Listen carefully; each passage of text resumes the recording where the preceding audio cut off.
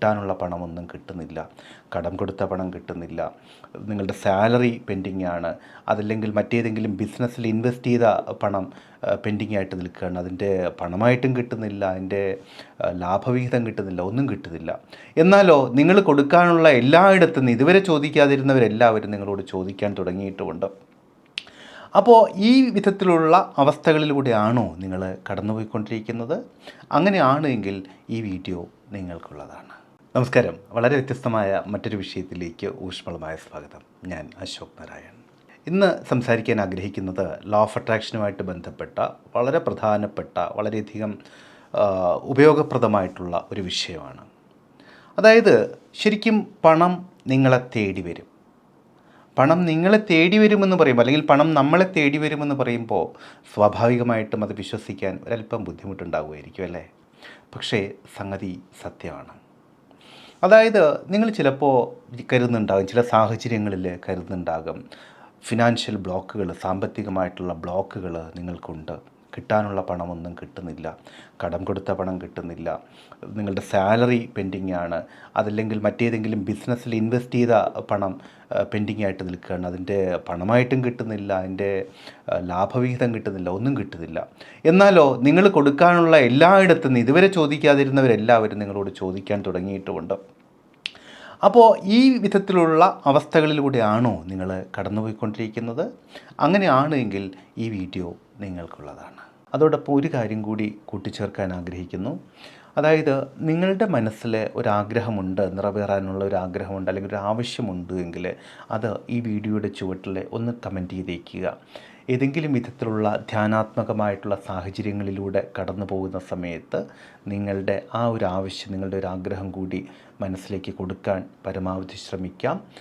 അതിലൂടെ ആഗ്രഹം സാക്ഷാത്കരിക്കാനുള്ള സാഹചര്യവും ഒരുപക്ഷെ വർദ്ധിക്കാനുള്ള സാധ്യതകളുണ്ട്. അപ്പോൾ അത് നിങ്ങളുടെ ആഗ്രഹം എന്ത് തന്നെ ആയാലും ശരി, അത് ഈ വീഡിയോയുടെ ചുവട്ടിൽ ഒരു പ്രാർത്ഥന പോലെ ഒന്ന് കമൻറ്റ് ചെയ്തേക്കുക.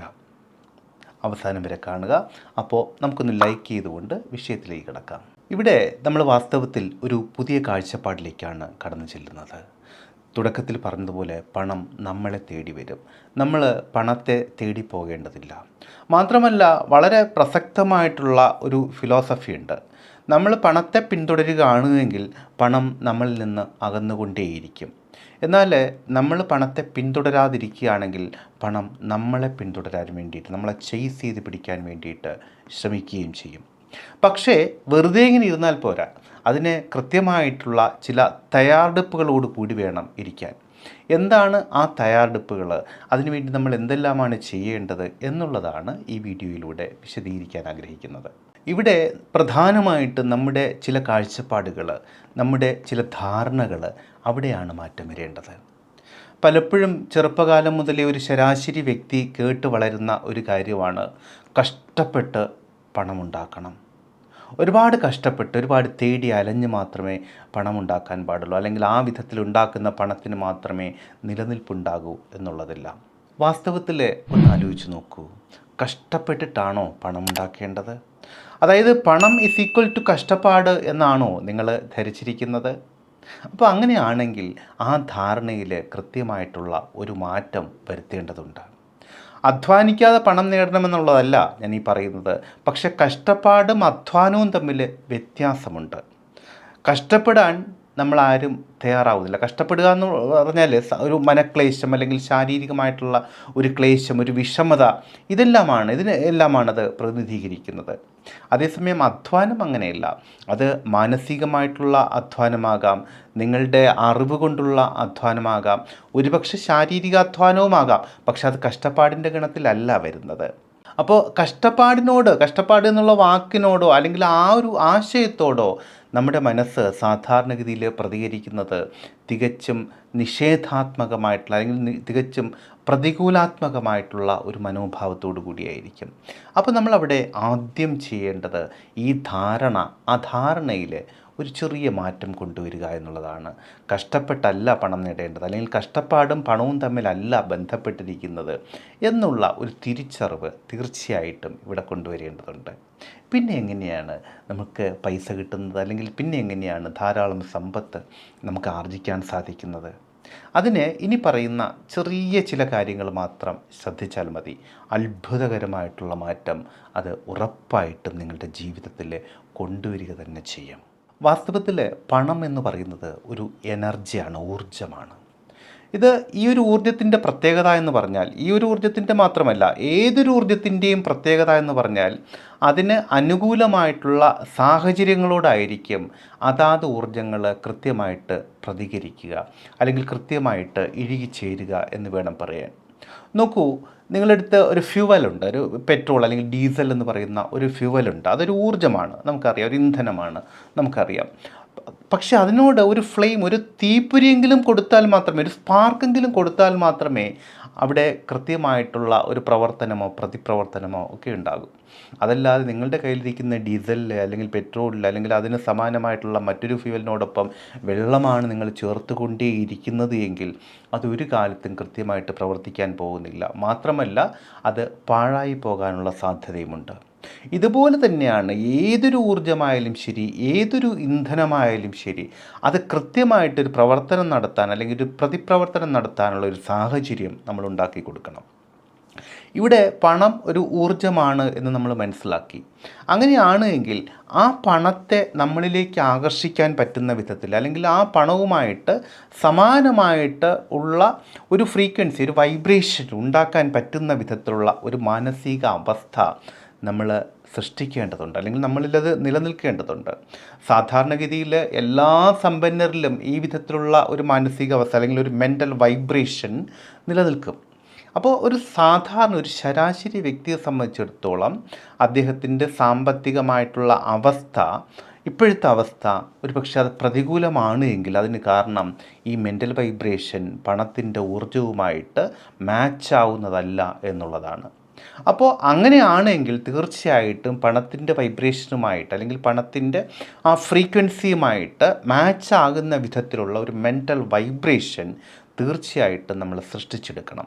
അങ്ങനെ സൃഷ്ടിച്ചെടുക്കാൻ നമുക്ക് സാധിക്കുകയാണെങ്കിൽ, അല്ലെങ്കിൽ നമുക്ക് ആ വിധത്തിൽ സൃഷ്ടിക്കാൻ കഴിയുകയാണെങ്കിൽ തീർച്ചയായിട്ടും പണം നമ്മളെ ചേസ് ചെയ്യാൻ തുടങ്ങും, നമ്മുടെ പിന്നാലെ വരാൻ തുടങ്ങും. ഇവിടെ ശ്രദ്ധിക്കേണ്ട പ്രധാനപ്പെട്ട ഒരു കാര്യം, വാസ്തവത്തിൽ പണത്തിൻ്റെ ആവശ്യകതയല്ല, പണത്തിന് നിങ്ങൾ ആവശ്യപ്പെടുന്നതോ പണത്തിൻ്റെ ആവശ്യകതയോ അല്ല പണം നിങ്ങളിലേക്ക് വരാനുള്ള ഒരു മാനദണ്ഡം എന്ന് പറയുന്നത്. മറിച്ച് ആ പണം സ്വീകരിക്കാനുള്ള ഒരു പ്രാപ്തി നിങ്ങൾക്കുണ്ട് എന്നുള്ളൊരു ബോധമാണ്, അല്ലെങ്കിൽ ബോധ്യപ്പെടലാണ്. ഒരു ചെറിയ ഉദാഹരണം പറഞ്ഞു തരാം. നിങ്ങളുടെ ഒരു മകൻ അല്ലെങ്കിൽ മകൾ, നിങ്ങളെ ഏറ്റവും സ്നേഹിക്കുന്ന ഒരു കുഞ്ഞ് ഉണ്ടെന്ന് കരുതുക. ഒരു ചെറിയ കുഞ്ഞാണ്, അതിനൊരു 5-6 വയസ്സേ പ്രായമുള്ളൂ. ഈ കുഞ്ഞ് നിങ്ങളോടൊരു ബൈക്കോ അല്ലെങ്കിൽ ഒരു മോട്ടോർ ബൈക്കോ ഒക്കെ വാങ്ങി തരണമെന്ന് പറഞ്ഞ് ചിലപ്പോൾ അത് സ്നേഹത്തോട് പറയും, ചിലപ്പോൾ അത് കരയും, ചിലപ്പോൾ വാശി പിടിക്കും, ഇതെല്ലാം ചെയ്യും. പക്ഷെ നിങ്ങൾ വാങ്ങിക്കൊടുക്കുമോ? ഒരിക്കലും കൊടുക്കില്ല, അല്ലേ? പരമാവധി ഒരു ട്രൈസൈക്കിൾ, ഒരു ചെറിയ സൈക്കിളോ അല്ലെങ്കിൽ ഒരു ടോയ് കാറോ ഒക്കെ വാങ്ങിക്കൊടുക്കും. അതല്ലാതെ യഥാർത്ഥ മോട്ടോർ ബൈക്കോ യഥാർത്ഥ മോട്ടോർ കാറോ നിങ്ങൾ വാങ്ങിക്കൊടുക്കില്ല. അത് ആ കുഞ്ഞിനോടുള്ള ഇഷ്ടമില്ലായ്മയല്ല അതിന് കാരണം, മറിച്ച് ആ കുഞ്ഞിന് അത് കൈകാര്യം ചെയ്യാൻ കഴിയില്ല എന്നുള്ള ഒരു തിരിച്ചറിവ് നിങ്ങൾക്കുണ്ട്. ഇതാണ് കാരണം. അപ്പോൾ അവിടെ 2 കാര്യങ്ങളുണ്ട്. ഒന്നുകിൽ നിങ്ങൾ ആ കുഞ്ഞിൻ്റെ ആവശ്യത്തോട് നിശബ്ദത പാലിക്കും, നിങ്ങളത് കേൾക്കുന്നില്ല, ഞാൻ അറിയില്ല എന്ന് വരും. അതല്ല എങ്കിൽ കുഞ്ഞിനെ കാര്യങ്ങൾ പറഞ്ഞ് മനസ്സിലാക്കാൻ ശ്രമിക്കുകയോ, ചിലപ്പോൾ അതിൻ്റെ ഒരു പരിധി വിട്ട് കഴിഞ്ഞാൽ കുഞ്ഞിനെ ശിക്ഷിക്കുകയോ ശാസിക്കുകയോ ഒക്കെ ചെയ്യും, അല്ലേ? ഇതൊക്കെ ചെയ്യുന്നത്, അതിന് വാങ്ങിക്കൊടുക്കാതിരിക്കുന്നതായാലും അതിനെ ശിക്ഷിക്കുന്നതായാലും കുഞ്ഞിനെ ശാസിക്കുന്നതായാലും ഒക്കെ കുഞ്ഞിനോടുള്ള ഇഷ്ടക്കുറവല്ല, കുഞ്ഞിനോടുള്ള ദേഷ്യം കൊണ്ടല്ല ചെയ്യുന്നത്. പിന്നെയോ ആ കുഞ്ഞിന് ഈ പറഞ്ഞ മോട്ടോർ കാറോ മോട്ടോർ ബൈക്കോ ഉപയോഗിക്കാനുള്ള പ്രാപ്തി ആയിട്ടില്ല എന്നുള്ള നമ്മുടെ തിരിച്ചറിവാണ് അതിന് കാരണം. പക്ഷേ ഈ കുഞ്ഞ് നിരന്തരം ഇത് ആവശ്യപ്പെട്ടുകൊണ്ടേയിരിക്കുകയാണെന്നിരിക്കട്ടെ, നിങ്ങളെ ബുദ്ധിമുട്ടിക്കാതെ. എന്നാൽ നിങ്ങളോട് വളരെ സ്നേഹത്തോടു കൂടി, വളരെ വാത്സല്യത്തോടു കൂടി ഈ കുഞ്ഞ് നിരന്തരം ആവശ്യപ്പെട്ടുകൊണ്ടേയിരിക്കുകയാണെന്നിരിക്കട്ടെ. അങ്ങനെയാണ് എങ്കിൽ ഈ കുഞ്ഞ് അതിൻ്റെ വളർച്ചയുടെ ഏതെങ്കിലും ഒരു ഘട്ടത്തിൽ, അതിന് 18, 19, 20 വയസ്സ് ഒക്കെ ആകുന്ന സമയത്ത് കൃത്യമായിട്ടത് മോട്ടോർ കാർ അല്ലെങ്കിൽ മോട്ടോർ ബൈക്ക് ഉപയോഗിക്കാനുള്ളൊരു പ്രാപ്തി എത്തിയെന്നും അതിനുള്ള എല്ലാ വിധത്തിലും ഉള്ളൊരു കപ്പാസിറ്റി ഈ കുഞ്ഞിന് കൈവന്നു എന്ന് മനസ്സിലാവുന്ന സമയത്ത് നിങ്ങൾ തീർച്ചയായിട്ടും ആ കുഞ്ഞിന് മോട്ടോർ കാർ അല്ലെങ്കിൽ മോട്ടോർ ബൈക്ക് വാങ്ങിക്കൊടുക്കുക. എന്നിട്ട് നമ്മൾ പറയും ചിലപ്പോൾ മോനെ അല്ലെങ്കിൽ മകളെ സൂക്ഷിച്ച് ഉപയോഗിക്കണമെന്ന് പറയും. ഇവിടെയും അതുപോലെ തന്നെയാണ്. പ്രപഞ്ചത്തിൻ്റെ കാഴ്ചപ്പാടിൽ ഈ പറയുന്ന പണം എന്നുള്ള ആ ഊർജത്തെ സ്വീകരിക്കാനുള്ള അല്ലെങ്കിൽ കൈകാര്യം ചെയ്യാനുള്ള, കൃത്യമായിട്ട് മാനേജ് ചെയ്യാനുള്ള ഒരു പ്രാപ്തി തീർച്ചയായിട്ടും ഇതാവശ്യപ്പെടുന്ന നമുക്കുണ്ടായിരിക്കണം. അത് വെറുതെ എങ്ങനെയെങ്കിലും ചിലവാക്കി കളയാമെന്നുള്ളതല്ല ആ പ്രാപ്തി എന്നുള്ളതിൻ്റെ അർത്ഥം. കുഞ്ഞിന് മോട്ടോർ കാർ വാങ്ങിക്കൊടുത്താൽ അല്ലെങ്കിൽ മോട്ടോർ ബൈക്ക് വാങ്ങിക്കൊടുത്താലുള്ള സ്ഥിതി എന്താണെന്ന് അറിയാമല്ലോ. അത് ചിലപ്പോൾ അതിൽ കയറിയിരുന്ന് കളിക്കുമായിരിക്കും, സീറ്റിൽ കയറിയിരുന്ന് വെറുതെ പി കിക്കി എന്ന് പറഞ്ഞിട്ട് കളിക്കുമായിരിക്കും. അതല്ല ശരിക്കും വേണ്ടത്. അതിനെ കൃത്യമായിട്ട് ഉപയോഗിക്കാൻ പറ്റുന്ന വിധത്തിലുള്ള ഒരു പ്രാപ്തി, അതാണ് ഞാൻ പറയുന്നത്. അതല്ലാതെ പണത്തിന് എങ്ങനെയെങ്കിലും ഉപയോഗിക്കുന്ന പ്രാപ്തിയല്ല, കൃത്യമായിട്ട് ഉപയോഗിക്കാൻ പറ്റുന്ന പ്രാപ്തി, അതിനെ ഉൾക്കൊള്ളാൻ പറ്റുന്ന ഒരു മനോഭാവം, മൈൻഡ് സെറ്റ് തീർച്ചയായിട്ടും ഉണ്ടാക്കിയെടുക്കേണ്ടതുണ്ട്. ആ മൈൻഡ് സെറ്റ് ഉണ്ടാക്കിയെടുക്കാൻ ഇപ്പോൾ നമുക്ക് സാധിക്കുകയാണെങ്കിൽ തീർച്ചയായിട്ടും പണം നിങ്ങളിലേക്ക് ഒഴുകിയെത്തും. പണം നിങ്ങളെ തേടി വരാൻ തുടങ്ങും. അതിന് നമ്മൾ ചെയ്യേണ്ടത് നമ്മുടെ മെൻ്റൽ വൈബ്രേഷൻ, മെൻ്റൽ ഫ്രീക്വൻസി, മാനസികമായിട്ടുള്ള ഒരു വ്യാപ്തി അതിനനുസരിച്ചിട്ട് മാറ്റുക എന്നുള്ളത് മാത്രമാണ്. അതിന് വളരെ ലളിതമായിട്ടുള്ള ചില കാര്യങ്ങൾ മാത്രം നമ്മൾ ചെയ്യുന്നതിലൂടെ നമ്മുടെ വ്യാപ്തി വർദ്ധിപ്പിക്കാൻ സാധിക്കും. അല്ലെങ്കിൽ പണം എന്ന് പറയുന്ന ആ ഒരു ഊർജവുമായിട്ട് നമ്മുടെ മനസ്സിന് താതാത്മ്യം പ്രാപിക്കാൻ സാധിക്കും. ഇതിനായിട്ട് ചെയ്യേണ്ടത് ഒരു ചെറിയ അഫർമേഷൻ ഒന്ന് തയ്യാറാക്കുക എന്നുള്ളതാണ്. നമുക്കറിയാം, നമ്മളുടെ ചിന്തകളെ സ്വാധീനിക്കാൻ അഫർമേഷൻസിന്, ദൃഢപ്രതിജ്ഞാവാചകങ്ങൾക്ക് അത്ഭുതകരമായിട്ടുള്ള കഴിവുണ്ട്. ഈ വിധത്തിൽ ഈ ഒരു ആവശ്യത്തിന് വേണ്ടി നമ്മളൊരു അഫർമേഷൻ തയ്യാറാക്കുകയാണ്. പണം എന്നിലേക്ക് എളുപ്പത്തിലും പതിവായിട്ടും വർദ്ധിച്ച അളവിലും വന്നുകൊണ്ടേയിരിക്കുന്നു. ഇവിടെ 3 വാക്കുകൾ: 1 എളുപ്പത്തിൽ, 2 പതിവായിട്ട്, 3 വർദ്ധിച്ച അളവിലും വന്നുകൊണ്ടേയിരിക്കുന്നു. പണം എന്നിലേക്ക് എളുപ്പത്തിലും പതിവായിട്ടും വർദ്ധിച്ച അളവിലും വന്നുകൊണ്ടേയിരിക്കുന്നു. ഇത് വളരെ ഇഫക്റ്റീവായിട്ടുള്ള, വളരെ പവർഫുള്ളായിട്ടുള്ള ഒരു അഫർമേഷനാണ്. ഇനി എപ്പോഴാണ് നമ്മൾ ഈ അഫർമേഷൻ കൊടുക്കേണ്ടത്? ഈ അഫർമേഷൻ കൊടുക്കേണ്ടത് രാത്രി ഉറങ്ങുന്നതിന് തൊട്ട് മുൻപായിട്ട്, അതുപോലെ തന്നെ രാവിലെ ഉണർന്ന ഉടൻ തന്നെ ബെഡിലിരുന്നു കൊണ്ട് തന്നെ ഒരു പ്രാർത്ഥന പോലെ, ഒരു മന്ത്രജപം പോലെ ഈ അഫർമേഷൻ പല പ്രാവശ്യം കൊടുക്കുക. അപ്പോൾ പല പ്രാവശ്യം കൊടുക്കുക എന്ന് പറഞ്ഞാൽ വെറുതെ കാണാതെ പഠിച്ച് ഒരു പദ്യശകലം ചൊല്ലുന്ന മാതിരിയല്ല കൊടുക്കേണ്ടത്. പിന്നെയോ തികഞ്ഞ വൈകാരിക ഭാവത്തോടു കൂടി കൊടുക്കണം. അതായത് നമുക്കറിയാം, ബ്രെയിനിൻ്റെ ഭാഷ എന്ന് പറയുന്നത് ചിത്രങ്ങളും വികാരങ്ങളുമാണ്, അല്ലേ? പണം എന്ന് പറയുമ്പോൾ തന്നെ സ്വാഭാവികമായിട്ടും പണത്തിൻ്റെ ചിത്രം, ഒരു ഇമേജ് നിങ്ങളുടെ മനസ്സിൽ വന്നു കഴിഞ്ഞു. അതിനോടൊപ്പം വൈകാരികമായിട്ടുള്ള ഭാവം കൂടി ചേർക്കേണ്ടതുണ്ട്. അതായത് ശരിക്കും പണം നമ്മുടെ കയ്യിൽ വന്നാൽ, നിങ്ങളുടെ അടുത്ത് ഇപ്പോൾ ഒരു 10,000-ഓ 1,00,000-ഓ അതിലധികമോ 5 ലക്ഷമോ 10 ലക്ഷമോ ഒക്കെ വന്നു കഴിഞ്ഞാൽ ഉള്ള ഒരു മാനസിക സംതൃപ്തി ഉണ്ടല്ലോ, ഒരു സന്തോഷമുണ്ടല്ലോ, ആ വിധത്തിലൊരു നിറഞ്ഞ മനസ്സ്, നിറഞ്ഞ മനോഭാവം, അത് അനുഭവിച്ചറിഞ്ഞുകൊണ്ട് തന്നെയായിരിക്കണം ഈ അഫർമേഷൻ കൊടുക്കേണ്ടത്. എപ്പോൾ? രാത്രി ഉറങ്ങുന്നതിന് തൊട്ട് മുൻപായിട്ടും രാവിലെ ഉറക്കത്തിൽ നിന്ന് എണീറ്റ് കഴിഞ്ഞാലും. ഇത് പതിവായിട്ട് കൊടുത്തുകൊണ്ടേയിരിക്കുക. ഇത് പതിവായിട്ട് കൊടുത്തുകൊണ്ടേയിരിക്കുമ്പോൾ സ്വാഭാവികമായിട്ടും നേരത്തെ പറഞ്ഞ പോലെ നമ്മുടെ മെൻ്റൽ കപ്പാസിറ്റി, മാനസികമായിട്ടുള്ള വ്യാപ്തി തീർച്ചയായിട്ടും വർദ്ധിക്കും. 1. 2, പണം എന്നുള്ള ഊർജവും നമ്മുടെ മാനസിക ഊർജവും ഏകദേശം ഒരേ വിധത്തിൽ താതാത്മ്യം പ്രാപിക്കും, ഒരേ തരത്തിൽ താതാത്മ്യം പ്രാപിക്കും. ഇനിയുമുണ്ട്, കഴിഞ്ഞില്ല, ചില കാര്യങ്ങൾ കൂടി നമ്മൾ ചെയ്യേണ്ടതുണ്ട്. അതായത് ഒരു വിത്ത് നട്ടാൽ മാത്രം പോരാ, അത് കൃത്യമായിട്ട് മുളച്ചു വരാൻ വേണ്ടിയിട്ട്, വേഗം അതിൻ്റെ വളർച്ച ത്വരിതപ്പെടാൻ വേണ്ടിയിട്ട് ചില കാര്യങ്ങൾ കൂടി നമ്മൾ ചെയ്യേണ്ടതുണ്ട്. ഇതിനു വേണ്ടി നമ്മൾ ചെയ്യേണ്ടത് ഒരു ചെറിയ മെഡിറ്റേഷനാണ്, അല്ലെങ്കിൽ മെഡിറ്റേഷന് സമാനമായിട്ടുള്ള ഒരു കാര്യമാണ് നമ്മൾ ചെയ്യേണ്ടത്. കുളിയൊക്കെ കഴിഞ്ഞിട്ട് മനസ്സ് വളരെ ശാന്തമായിരിക്കുന്ന സാഹചര്യത്തിൽ, അല്ലെങ്കിൽ ശരീരം വളരെ സുഖപ്രദമായിരിക്കുന്ന ഒരു സാഹചര്യത്തിൽ നിങ്ങൾക്ക് ഏറ്റവും ഉചിതമായിട്ടുള്ള ഒരിടത്ത് സമാധാനമായിട്ട്, ശാന്തമായിട്ട്, സുഖമായിട്ടിരിക്കുക. അത് നിങ്ങൾക്കൊരു പൂജാ റൂമുണ്ടെങ്കിൽ അവിടെയാകാം, അതല്ല എങ്കിൽ നിങ്ങളുടെ ബെഡ്റൂമിൽ തന്നെ ശാന്തമായിട്ടിരിക്കാം. എവിടെയായാലും ശരി, ശ്രദ്ധിക്കേണ്ട ആകെ ഒരേ ഒരു കാര്യമേ ഉള്ളൂ, മറ്റ് ശബ്ദശല്യങ്ങളോ മറ്റാരുടെയും ഇടപെടലുകളോ അവിടെ ഉണ്ടാകാൻ പാടില്ല. അപ്പോൾ സുഖമായിട്ടിരിക്കണം, കൃത്യമായിട്ട് ഉള്ള ഒരു ക്രമീകരണത്തിലിരിക്കണമെന്നൊന്നുമല്ല. അതായത് പദ്മാസനത്തിലോ അങ്ങനെ ഒന്നും ഇരിക്കണം എന്നുള്ളതല്ല. കാരണം എല്ലാവർക്കും ആ വിധത്തിലിരിക്കാൻ സാധിച്ചു കൊള്ളണമെന്നില്ല. നിങ്ങൾക്ക് വേണമെങ്കിൽ ഒരു സോഫയിലോ ബെഡിലോ ഒക്കെ കംഫർട്ടബിളായിട്ടിരിക്കാം. എന്നിട്ട് സാവധാനം കണ്ണുകളടയ്ക്കുക. ഒരു 30 സെക്കൻഡ് അല്ലെങ്കിൽ 1 മിനിറ്റ് നിങ്ങളുടെ ശ്വാസത്തിൽ ശ്രദ്ധ കൊണ്ടുവരിക. ഇത് മനസ്സ് കൂടുതൽ ശാന്തമാകാനും കുറച്ചുകൂടി ഏകാഗ്രത കൈവരിക്കാനും വേണ്ടിയാണ് ഇത് പറയുന്നത്. അതിനുശേഷം പല മാർഗങ്ങളിലൂടെ നിങ്ങളിലേക്ക് പണം വരുന്നതായിട്ടുള്ള ഇമാജിനേഷൻ, വിഷ്വലൈസേഷൻ നിരന്തരം കൊടുക്കുക. പല മാർഗങ്ങളിൽ നിന്ന് പണം വരുന്നതായിട്ട്, പല വിധത്തിൽ വ്യത്യസ്തങ്ങളായിട്ടുള്ള രീതികളിൽ പണം വരുന്നതായിട്ട് വേണം കൊടുക്കാൻ. അതായത് ഗൂഗിൾ പേയിലൂടെ അതിൻ്റെ നോട്ടിഫിക്കേഷൻ ശരിക്കും നിങ്ങളുടെ ചെവികളിൽ ഇങ്ങനെ മുഴങ്ങണം. അതുപോലെ തന്നെ അതിൻ്റെ ബാങ്കിൽ നിങ്ങൾക്ക് മെസ്സേജ് വരുന്നതായിട്ട്, മെസ്സേജിൻ്റെ ശബ്ദം ഒപ്പം ആ വിധത്തിലുള്ളൊരു മെസ്സേജ് നിങ്ങൾ വായിക്കുന്നതായിട്ട് ഇമാജിനേഷൻ കൊടുക്കണം. അതുപോലെ പേ ടി എമ്മിൽ നിന്ന് ക്യാഷ് വരുന്നതായിട്ട്, ക്രെഡിറ്റ് ആവുന്നതായിട്ട്, അതുപോലെ തന്നെ വേറെ ഇതുപോലെ ധാരാളം ബാങ്കിങ് ആപ്പുകളുണ്ടല്ലോ, അതിൽ നിന്നെല്ലാം കിട്ടുന്നതായിട്ട്, അതുപോലെ ഏതെങ്കിലും വ്യക്തികൾ നിങ്ങൾക്ക് പണം കൊണ്ടു തരുന്നതായിട്ട്, നിങ്ങൾക്ക് ചെക്കുകൾ കിട്ടുന്നതായിട്ട്, ഗോൾഡ് കിട്ടുന്നതായിട്ട്, ഗിഫ്റ്റുകൾ കിട്ടുന്നതായിട്ട്, നിങ്ങളുടെ മനസ്സിന് സന്തോഷം വരാൻ വേണ്ടിയിട്ട്, സന്തോഷം വരുന്ന വിധത്തിൽ പണം നിങ്ങളിലേക്ക് വരുന്ന എല്ലാ വിധത്തിലുമുള്ള വിഷ്വലൈസേഷൻസ് ആവർത്തിച്ച് നല്ല ഫീലോട് കൂടിയിട്ട് കൊടുക്കുക. ഇവിടെ ഫീലിങ്ങിന്, വൈകാരികമായിട്ടുള്ള ഭാവത്തിന് വളരെയധികം പ്രാധാന്യമുണ്ട്. നേരത്തെ സൂചിപ്പിച്ചല്ലോ, ചിത്രങ്ങളും വികാരങ്ങളുമാണ് ബ്രെയിനിൻ്റെ ഭാഷ എന്ന്. അപ്പോൾ ബ്രെയിനിന് ശരിക്കും തോന്നണം, അല്ലെങ്കിൽ അതിനെ ഫീൽ ചെയ്യാൻ സാധിക്കണം, അതിനെ എക്സ്പീരിയൻസ് ചെയ്യാൻ സാധിക്കണം.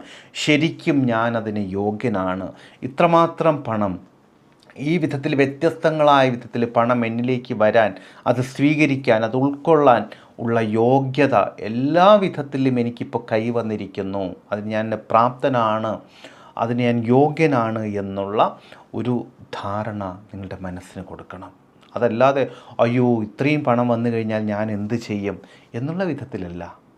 എത്ര വന്നാലും ശരി, ഏതെല്ലാം മാർഗങ്ങളിലൂടെ വന്നാലും ശരി, അതിനെല്ലാം സ്വീകരിക്കാനും ഉൾക്കൊള്ളാനും അംഗീകരിക്കാനും കൃത്യമായിട്ട് മാനേജ് ചെയ്യാനും ഒക്കെയുള്ള ഒരു മെൻ്റൽ കപ്പാസിറ്റി, അതുപോലെ മാനസികമായിട്ടുള്ള ഒരു വ്യാപ്തി എനിക്കുണ്ട് എന്ന് സ്വയം ഒരു ബോധ്യപ്പെടുത്തൽ. അതോടൊപ്പം തന്നെ ഈ വിധത്തിലുള്ള ഇമാജിനേഷൻസിലൂടെ, ഈ വിധത്തിലുള്ള വിഷ്വലൈസേഷനിലൂടെ പണം എന്ന് പറയുന്ന ആ ഊർജവുമായിട്ട് നിങ്ങളുടെ മനസ്സിന് താതാത്മ്യം പ്രാപിക്കാൻ സാധിക്കും. ഇത് അതിഗംഭീരമായ വിധത്തിൽ ഉള്ള റിസൾട്ട് നിങ്ങളിലേക്ക് കൊണ്ടുവരും. വളരെ വേഗം തന്നെ നിങ്ങൾക്ക് ലഭിക്കാനുള്ള പണം ലഭിക്കാനും, അതുപോലെ തന്നെ മറ്റ് വിവിധ മാർഗങ്ങളിൽ നിന്ന് പണം നിങ്ങളിലേക്ക് എത്താനും ഒക്കെയുള്ള ഒരു സാഹചര്യം ഈ ഒരു ടെക്നിക്കിലൂടെ തീർച്ചയായിട്ടും സംഭവിക്കും. അപ്പോൾ ഇത് ഒരു 3 മിനിറ്റ് മുതൽ 5 മിനിറ്റ് വരെ തുടരാം. നിങ്ങൾക്ക് ക്യാഷായിട്ട് പണം വരുന്നത്, ചെക്കുകളായിട്ട് വരുന്നത്, വിവിധ ബാങ്കിങ് ആപ്ലിക്കേഷനിലൂടെ പണം വരുന്നത്, വ്യക്തികൾ നിങ്ങൾക്ക് പണം വരുന്നത്, നിങ്ങൾക്ക് ഗിഫ്റ്റുകൾ കിട്ടുന്നത്, സ്വർണം കിട്ടുന്നത്. ഞാൻ ഒന്നുകൂടി ഓർമ്മിപ്പിക്കാൻ കാരണം ഇതാണ് അതിൻ്റെ കൃത്യമായിട്ടുള്ള മാർഗമെന്ന് പറയുന്നത്. ഏതെങ്കിലും ഒരു മാർഗം മാത്രം മനസ്സിൽ കൊണ്ടുവന്നാൽ പോരാ, വിവിധങ്ങളായിട്ടുള്ള മാർഗങ്ങൾ നമ്മുടെ മനസ്സിൽ നിരന്തരം ആവർത്തിച്ച് കാണണം, ഫീൽ ചെയ്യണം. ഇതെല്ലാം നിരന്തരം ചെയ്തുകൊണ്ടേയിരിക്കുക. ഈ വിധത്തിൽ അത്ഭുതകരമായിട്ട് പണം നിങ്ങളിലേക്ക് വരുന്നതായിട്ട് ശരിക്കും അറിഞ്ഞനുഭവിക്കുക. അത്ഭുതപ്പെടുത്തുന്ന വിധത്തിൽ പണം നിങ്ങളിലേക്ക് വരുന്നത് മനസ്സുകൊണ്ടും വൈകാരികമായിട്ടുമെല്ലാം പൂർണ്ണമായിട്ടും അനുഭവിച്ചറിയുക. നിങ്ങൾ അതിലങ്ങ് മുങ്ങുക. അതോടൊപ്പം തന്നെ ഇവിടെ സൂചിപ്പിച്ചു, ഫീൽ ഉണ്ടാകണമെന്ന് സൂചിപ്പിച്ചു. അതായത് ഇത്രമാത്രം പണം നിങ്ങളിലേക്ക് ഒഴുകി എത്തിക്കഴിഞ്ഞാൽ ആ ഒരു സമയത്ത് എത്രമാത്രം സന്തോഷം, എത്രമാത്രം സംതൃപ്തി, എത്രമാത്രം ചാരിതാർത്ഥ്യം നിങ്ങൾക്കുണ്ടാകാനിടയുണ്ടോ, അത് ഇതേ നിമിഷത്തിൽ, നമ്മൾ ധ്യാനാത്മകമായിരിക്കുന്ന ഇതേ നിമിഷത്തിൽ നിരന്തരം അത് അനുഭവിച്ചറിയുക, ശരിക്കും അനുഭവിച്ചറിയുക. കാരണം നിങ്ങൾക്കറിയാം, നേരത്തെ ഇതിനെ പല വീഡിയോകളിലും പറഞ്ഞിട്ടുണ്ട്, നമ്മുടെ സബ് കോൺഷ്യസിനെ റിയാലിറ്റി ഏതാ, ഫാൻറ്റസി ഏതാണെന്ന് അറിയില്ല. അത് എന്ത് തന്നെ ആയാലും നമ്മൾ കൊടുക്കുന്ന ചിത്രങ്ങളെ അതേപടി അനുഭവങ്ങളായിട്ട് രജിസ്റ്റർ ചെയ്യും. മനസ്സിലായോ? അതായത് ഇത്രമാത്രം പണം എന്നിലൂടെ കടന്നു പോകുന്നുണ്ട്, സോ അത് അനുഭവിക്കാൻ, അത് സ്വീകരിക്കാനുള്ള പ്രാപ്തി എനിക്കിപ്പോൾ കൈവന്നിട്ടുണ്ട് എന്നുള്ള ഒരു രീതിയിലേക്ക് നിങ്ങളുടെ മനസ്സ്, അതിലെ സാമ്പത്തിക ബോധം തീർച്ചയായിട്ടും ഉയരും. ഇതെല്ലാം ചെയ്യുന്ന സമയത്ത് ചുണ്ടുകളിൽ ഹൃദ്യമായിട്ടുള്ള പുഞ്ചിരി ഉണ്ടായിരിക്കണം. കാരണം പുഞ്ചിരിക്ക് നിങ്ങളുടെ മനസ്സിലെ കാര്യമായിട്ടുള്ള സ്വാധീനം ചെലുത്താൻ സാധിക്കും. വളരെ സന്തോഷകരവും സംതൃപ്തവുമായിട്ടുള്ള ഒരു മാനസികാവസ്ഥ ജനിപ്പിക്കാനും അത് നിലനിർത്താനും സാധിക്കും. ശരിക്കും മനസ്സിലേക്ക് തുറക്കുന്ന ഒരു ചെറിയ വാതായനം കൂടിയാണ്, ഒരു കിളിവാതിൽ കൂടിയാണ് പുഞ്ചിരി. നിങ്ങളുടെ മനസ്സിനെ പെട്ടെന്ന് ഓപ്പൺ ചെയ്യാൻ പറ്റുന്ന ഒരു കുഞ്ഞു കിളിവാതിൽ കൂടിയാണ് പുഞ്ചിരി. അതിൻ്റെ പ്രാധാന്യത്തിലേക്കൊന്നും അല്ലെങ്കിൽ അതിൻ്റെ കൃത്യമായിട്ടുള്ള സയൻസിലേക്കൊന്നും ഞാനിപ്പോൾ കടക്കുന്നില്ല. പക്ഷേ ഇത് കൃത്യമായിട്ട് ഓർമ്മ വെച്ചോളൂ. മനസ്സിലേക്ക് ഡേറ്റകൾ വളരെ പെട്ടെന്ന് കൊടുക്കാൻ ഒരു പുഞ്ചിരിയുടെ അകമ്പടി കൂടി ഉണ്ടെങ്കിൽ അത് വളരെ എളുപ്പത്തിൽ തന്നെ തീർച്ചയായിട്ടും സാധിക്കുകയും ചെയ്യും. ഇനി അവസാനമായിട്ട് ഒരു കാര്യം കൂടി പറഞ്ഞ് അവസാനിപ്പിക്കാം. ഇത്രയൊക്കെ ചെയ്യുക, മിനിമം ഒരു 21 ദിവസം ചെയ്യുക. അതോടൊപ്പം തന്നെ വെറുതെ ലോ ഓഫ് അട്രാക്ഷനിലെ കാര്യങ്ങൾ മാത്രം ചെയ്താൽ പോരാ, മറിച്ച് നമ്മുടെ ഭാഗത്തു നിന്നുള്ള നീക്കങ്ങൾ, ഉചിതമായിട്ടുള്ള നീക്കങ്ങൾ തീർച്ചയായിട്ടും ആവശ്യമാണ്. ഇവിടെയും അതുപോലെ തന്നെയാണ് നമ്മൾ ചെയ്യേണ്ടത്. പണം നിങ്ങളിലേക്ക് വരാനുള്ള എല്ലാ മാർഗങ്ങളും കാര്യക്ഷമമായ വിധത്തിൽ ഭൗതിക തലത്തിൽ നിങ്ങളതിന് ശ്രമിക്കുക കൂടി വേണം. അതോടൊപ്പം ഈ മാർഗം കൂടി അല്ലെങ്കിൽ ഈ ഒരു ടെക്നിക്ക് കൂടി നിങ്ങൾ ചെയ്യുന്ന സമയത്ത് നമ്മുടെ ഈ ഭൗതികമായിട്ട് നമ്മൾ ചെയ്യുന്ന കാര്യങ്ങൾക്ക് 10 മടങ്ങ് ഫലപ്രാപ്തി ഉണ്ടാകും. ഒരുപക്ഷെ നമ്മൾ ഈ കപ്പിനും ചുണ്ടിനും ഇടയിലെന്നൊക്കെ പറഞ്ഞു നിൽക്കുന്ന കാര്യങ്ങളല്ലേ, അതെല്ലാം വളരെ പെട്ടെന്ന് തന്നെ സംഭവിക്കും. വളരെ വേഗത്തിൽ ധാരാളം പണം നിങ്ങളിലേക്ക് എത്താൻ തുടങ്ങും. സാമ്പത്തികമായിട്ട് അസാധാരണമായ വിധത്തിലുള്ള അഭിവൃദ്ധി, നിങ്ങൾ എന്താണോ വിചാരിക്കുന്നത് പിൻ പോയിൻ്റ് കൃത്യതയോടുകൂടി അതെല്ലാം അത് ഈ വിധത്തിൽ സംഭവിക്കാൻ തുടങ്ങും. മാനസികമായിട്ടുള്ള ഈ മാറ്റം നിങ്ങളിൽ സംഭവിച്ചു കഴിഞ്ഞാൽ. അപ്പോൾ ഈ വിധത്തിൽ കൂടുതൽ എന്തെങ്കിലും അറിയണമെന്നുണ്ടെങ്കിൽ, അല്ലെങ്കിൽ ഈ വീഡിയോ ആയിട്ട് ബന്ധപ്പെട്ട് കൂടുതൽ എന്തെങ്കിലും അറിയണമെന്നുണ്ടെങ്കിൽ അതൊന്ന് കമൻറ്റ് ചെയ്തേക്കുക. പിന്നെ മറ്റൊന്ന്, കൃത്യമായിട്ടുള്ള വിധത്തിൽ ലോ ഓഫ് അട്രാക്ഷൻ പരിശീലിക്കാൻ നമ്മുടെ സ്വന്തം ഭാഷയായിട്ടുള്ള മലയാളത്തിൽ ഓൺലൈനിൽ പരിശീലിക്കാൻ നിങ്ങൾ ആഗ്രഹിക്കുന്നുണ്ട് എങ്കിൽ ഇതിന് ചുവടെ കാണുന്ന 7736298611 എന്നുള്ള നമ്പറിലോ അല്ലെങ്കിൽ 7510164997 എന്നുള്ള നമ്പറിലോ ഒന്ന് മെസ്സേജ് ചെയ്യുക. വളരെ ലളിതമായിട്ടുള്ള പവർഫുള്ളായിട്ടുള്ള ലോ ഓഫ് അട്രാക്ഷൻ കോഴ്സ് നമ്മുടെ സ്വന്തം ഭാഷയായിട്ടുള്ള മലയാളത്തിൽ നിങ്ങൾക്ക് അവൈലബിളാണ്. നിങ്ങൾ ഈ ലോകത്തിലെ എവിടെയായിരുന്നാലും ശരി, നിങ്ങളുടെ സമയത്തിനും സാഹചര്യത്തിനും അനുസരിച്ച് വളരെ ഗംഭീരമായിട്ട് ചെയ്യാൻ സാധിക്കുന്ന വിധത്തിലുള്ള ലളിതമായിട്ടുള്ള മോഡ്യൂളുകളാണ് രൂപപ്പെടുത്തിയിരിക്കുന്നത്. അപ്പോൾ ഈ വിഷയം നിങ്ങൾക്ക് ഇഷ്ടമായിട്ടുണ്ടെങ്കിൽ വീഡിയോ ലൈക്ക് ചെയ്തിട്ടുണ്ടാവുമെന്ന് കരുതുന്നു. നിങ്ങളുടെ അഭിപ്രായങ്ങളും നിർദ്ദേശങ്ങളും എല്ലാം കമൻറ്റ് രൂപത്തിൽ രേഖപ്പെടുത്താം. ഈ വിധത്തിലുള്ള അറിവുകൾ നിരന്തരം ലഭിക്കാൻ വേണ്ടി ചാനൽ ഒന്ന് സബ്സ്ക്രൈബ് ചെയ്തേക്കുക. നോട്ടിഫിക്കേഷൻസ് കൃത്യമായി ലഭിക്കാൻ ബെല്ലൈക്കൺ കൂടി ഒന്ന് പുഷ് ചെയ്തേക്കുക. അപ്പോൾ വളരെ വ്യത്യസ്തമായ മറ്റൊരു വിഷയത്തിലൂടെ വീണ്ടും കണ്ടുമുട്ടാവുന്ന ശുഭപ്രതീക്ഷയോടുകൂടി തൽക്കാലം ഇവിടെ പറഞ്ഞു പിരിയുന്നു. സ്നേഹപൂർവ്വം, അശോക് നാരായൺ. Thank you.